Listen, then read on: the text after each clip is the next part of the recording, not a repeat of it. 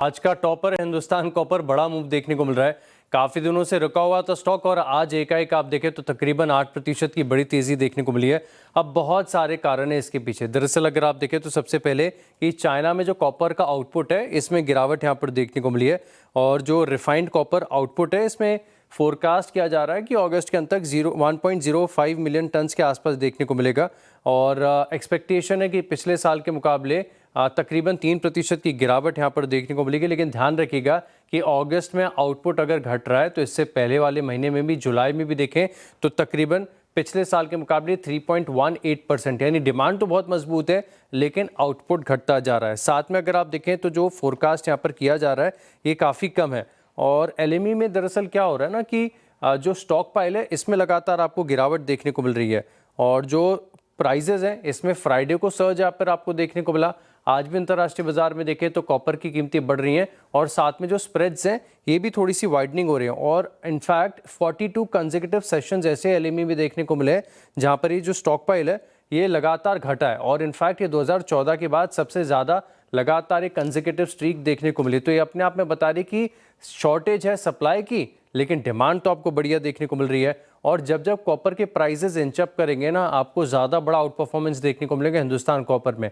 हालांकि भारत में और भी कॉपर की कंपनीज हैं लेकिन हिंदुस्तान कॉपर हमेशा से आउट परफॉर्म करता है। इसके पीछे का कारण ये कि पूरी भारत की एकमात्र ऐसी कंपनी है जो कि 100% इंटीग्रेटेड है, यानी कॉपर ओर से लेके वैल्यू एडेड प्रोडक्ट्स तक इनके पास सभी की रेंज है। तो एक बड़ा बेनिफिट यहाँ पर मिल जाता है और कंपनी के प्लान्स भी हैं कि दरअसल 4 मिलियन टन से 12 मिलियन टन यानी तकरीबन आप देखिए तो 3x अपनी क्षमता करने वाले हैं और FY27 के लिए 600 करोड़, FY28 के लिए 1000 करोड़ के केपेक्स का प्लान इन्होंने रखा हुआ है। Q1 के नंबर्स आप देखें तो हिंदुस्तान कॉपर के बहुत ही एक्सेप्शनली स्ट्रॉन्ग देखने को मिले थे, जहां पर जो एबिटा मार्जिन 41% के थे Q1 पिछले साल में, अब वो इस तिमाही में 54% के देखने को मिले। मुनाफा 134 करोड़ से बढ़कर 353 करोड़ हो गया।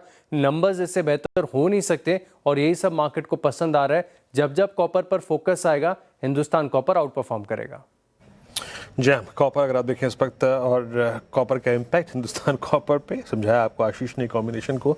वाकई अगर आप देखें चार्ट के लिए ऐसा इतना एडवांस प्लेस्ड चार्ट था ये पिछली बार, जो याद अच्छी तरीके से दिसंबर 25 पर। मैं इस पर फंडामेंटल राय लूँ उससे पहले एक टेक्निकल राय लेता हूँ। राजेश पालवी जी जो अभी भी इस कार्यक्रम में जुड़े थे, राजेश जी इस पूरे अगस्त के कमेंसमेंट के साथ मेटल्स में एक नई मूव आया है बट उसमें से भी सुपर एग्रेसिव है आपका हिंद कॉपर और ये ऑलमोस्ट आप समझिएगा कि पूरे CY26 की फॉलिंग चैनल को काट रहा है, सारे एवरेजेस के ऊपर आके बैठा है।